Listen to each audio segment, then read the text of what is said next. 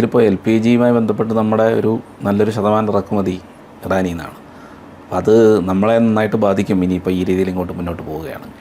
അല്ല, നമ്മുടെ L P G കൂടുതലും നമ്മൾ ഒമാനിൽ നിന്നാണ്, ഖത്തറിൽ നിന്നാണ് ഏറ്റവും അധികം ഉണ്ടായിരുന്നത്.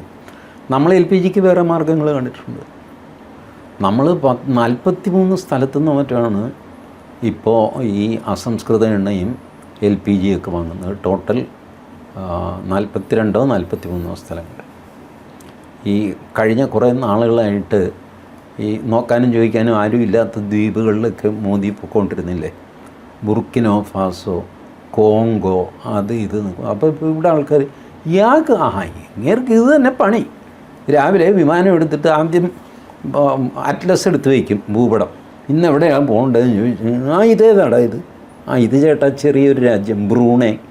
അവിടെ ഒരു സുൽത്താനുണ്ട്, പുള്ളി അങ്ങനെ ജീവിക്കാം, വിടറാ വണ്ടി ബ്രൂണൈക്ക് എന്ന് പറഞ്ഞ് കളിയാക്കിക്കൊണ്ടിരുന്ന മോദിയെ. ഇപ്പോൾ ആ മനുഷ്യൻ അവിടെ എല്ലാം പോയിട്ട് കൊച്ചു കൊച്ചു കരാറുകളുണ്ടാക്കി 2 ലിറ്റർ 4 ലിറ്റർ 10 ലിറ്റർ ഇങ്ങനെ മേടിച്ച് ഇവിടെ കഞ്ഞി കുടിച്ച് കിടക്കുന്നു. ഇതിനാണ് അങ്ങേര് ഓടിക്കൊണ്ടിരുന്നതെന്ന് അങ്ങേർക്കും ബാക്കിയുള്ളവർക്കും അറിയാമായിരിക്കാം. അന്ന് പരിഹസിച്ചുകൊണ്ടിരുന്ന മോദിയെ. രാജ്യം ചുറ്റിക്കൊണ്ടിരിക്കുകയാണ്, 5 ദിവസം കൊണ്ട് 8 രാജ്യങ്ങൾ പോയി, എന്തുണ്ടാക്കാൻ പോവാണ് ഇയാൾ എന്നൊക്കെ പറഞ്ഞ് പുള്ളി ഓടി നടന്ന് ഈ കരാറുകളൊക്കെ ഉണ്ടായത്. നമുക്കൊരു എമർജൻസി വന്ന് നമുക്കിവിടെ ജീവിക്കണ്ടേ, അതുകൊണ്ടാണ് ഇവർ കഞ്ഞി കുടിച്ച് കിടക്കാൻ വേണ്ടിയിട്ടാണ് പുള്ളി ഇതൊക്കെ ചെയ്തുകൊണ്ടിരുന്നത്. അപ്പോൾ ഈ ഒരു പ്രശ്നം എന്താണ്, ഉടനെ ഈ ഒരു ചൈന റഷ്യ ഇടപെടലോട് തീരും? അവരും കൂടെ ഇടപെട്ട് കഴിഞ്ഞാൽ തീരാൻ പ്രധാന കാരണം ഇറാൻ തകർന്നു എന്നുള്ളതാണ്.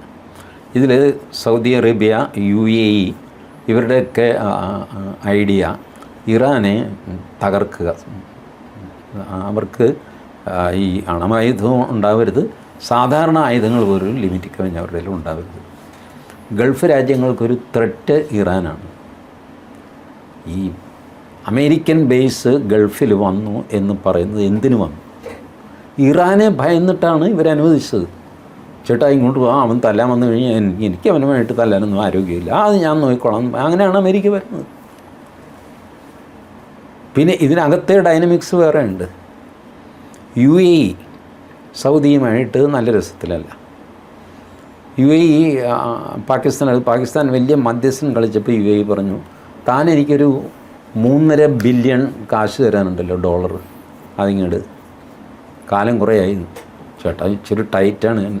അതൊന്നും ഞാനിപ്പോൾ ടൈറ്റായി യുദ്ധവും സംഗതിയൊക്കെ ആയിട്ട് നിൽക്കുക, കാശിട്.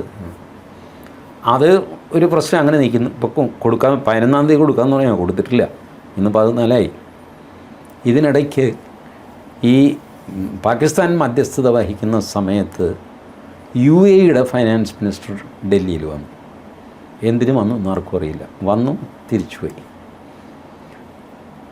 മധ്യസ്ഥതയുടെ സെക്കൻഡ് ഡേ അവർ പോകാനുള്ള പുറപ്പാടാണ്. പത്രസമ്മേളനം വിളിച്ചു, എല്ലാം പൊളിഞ്ഞു എന്നൊക്കെ പറയുന്ന സമയത്ത് ജയശങ്കർ UAEയിലേക്ക് പോയി. അപ്പോൾ something is cooking between India, UAE, Russia. ഒരു പക്ഷേ ചൈന ഇതിലുണ്ടാവാം, ഇല്ലാതിരിക്കുക. ബട്ട് നമ്മൾ ഗൾഫ് രാജ്യങ്ങളുമായിട്ട് ക്ലോസ് കോർഡിനേഷനിൽ വർക്ക് ചെയ്തുകൊണ്ടിരിക്കുന്നു, അതൊരു സത്യമാണ്.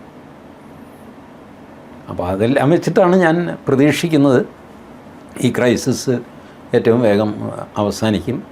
ഇറാൻ ഏകദേശം തകർന്നു കഴിഞ്ഞു, വയ്യാതായി കഴിഞ്ഞു. അപ്പോൾ പിന്നെ സൗദിയും UAE ഒക്കെ പറയും ശരി എന്നാൽ പിന്നെ ഇനി നിർത്താം എന്ന് പറയും.